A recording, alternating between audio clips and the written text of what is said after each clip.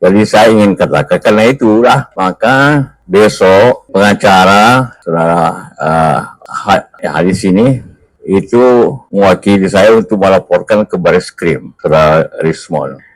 Pertama ingin saya sampaikan bahwa di media tersebar berita berdasarkan keterangan dalam kutip saudara Rismon Sianipar bahwa saya mendanai Roy Suryo dan kawan-kawannya sebesar 5 miliar untuk mempersoalkan soal ijazah Jokowi. Mungkin juga sebagian Anda sudah baca. Saya katakan itu yakin tidak benar. Saya tidak pernah kenal pun Rismon itu, apapun ketemu tidak pernah.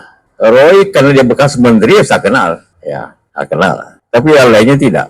Ya kalau memang begitu ya di mana dan kapan. Ya, karena ini sudah tersebar. Jadi saya ingin katakan karena itulah maka besok pengacara saudara hadis ini itu mewakili saya untuk melaporkan ke Bareskrim saudara Rismon untuk mencari kebenaran, menyetap kebenaran bahwa apa yang dikatakan itu adalah tidak benar. Saya tidak pernah terlibat dalam hal tersebut dan tidak pernah membantu atau apapun dengan cara apapun Roy Suryo dan Rismon itu. Apalagi pernah ketemu. Kalau memang pernah ketemu di mana, kapan, saya itu. Jadi itu yang saya ingin sampaikan.